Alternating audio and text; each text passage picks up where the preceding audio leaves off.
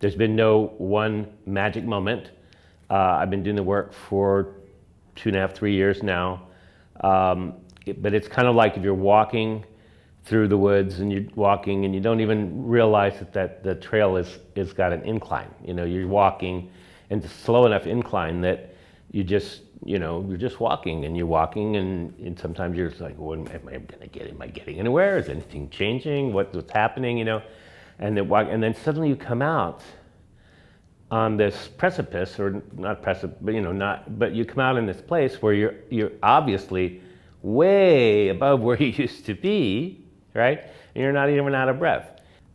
I left behind a life that I was living for everybody else, that from the moment of my conception, people had expectations about what I was going to be. The name I was given was one that carried expectations, I never lived up to those.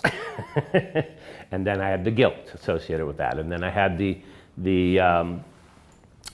trying to do something more about it. And then, okay, well, I'll live up to this person's expectation. No, couldn't do that either.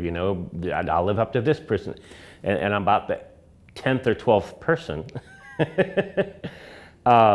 And, failing again to live up to those expectations is about the time that I came across What to Believe Do We Know in Dr. Joe.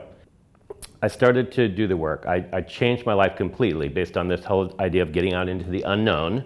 I retired, I ended the relationship, or we mutually ended the relationship, and I started traveling. I don't wake up in the same place every day and do the same thing every day. All the stuff Dr. Joe talks about, I implemented it physically in my life the best I could, and better each time I'd go to an event, or each time I'd read a new book, or each time I'd try a new meditation or whatever. And I got eventually, after about the third or fourth event, I got quite consistent in doing the meditations. And today I look back and I'm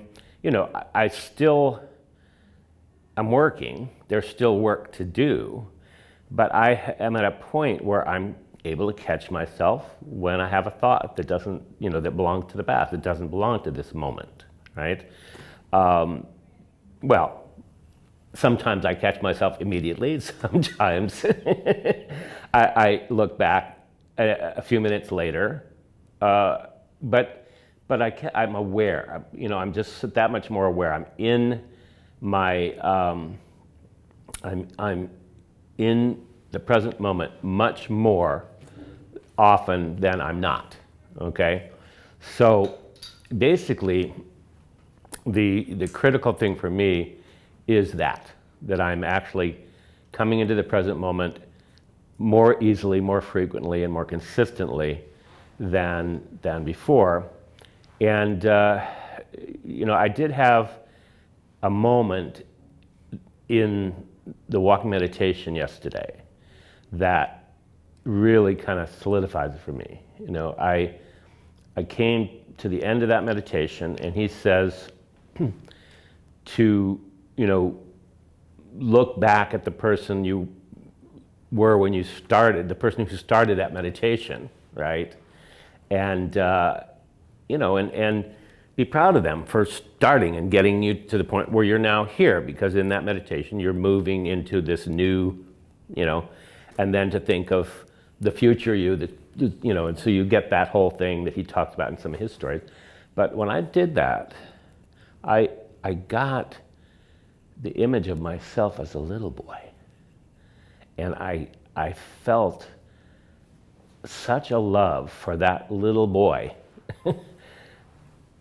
and his interest in life, that got squashed out by all the other, but just I felt that, and it was very emotional. I'm controlling that right now because I don't really like to cry on camera or anything, but it was a very powerful moment. And one of the things in looking back over the history of it, I learned, or I was taught, to control my emotions. So as a young child, my nickname was Mr. Mad Moment. I mean, I would just all over everybody, and then I was taught that you don't do that.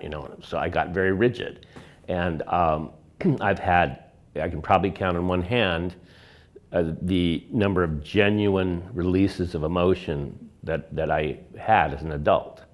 And that was one of them, one of the most significant ones that I've had. And so, you know, opening the heart, opening your focus, all that, it all is, it's all coming into play in my day-to-day life, with the result that I am much more able to be present in my life. And the result is that there's, you know, there's, as Dr. says, opportunities just, you know, popping up here and there, you know, just out of quote unquote nowhere. Well, I guess that is where they come from, out of nowhere. And it's pretty amazing way to live. I in the beginning, when I started this traveling thing, I would plan my, you know, where I was going to be, and I noticed that I was passing places I wanted to go, but I couldn't, because I already set another point in time that I needed to be, or point in space I needed to be by a certain time. And so I've changed that, and I've you know, much looser. I got one more marker, and it's in October. And between now and then, I go where I want, do what I want, with the result that there's enough chances for the unknown to plop something down and say, well, what about this then? You want to try that? And so it's a wonderful life, you know, it's a wonderful life to be living my own life more and more, and less subject to, now you're supposed to, this is what's expected, and so forth.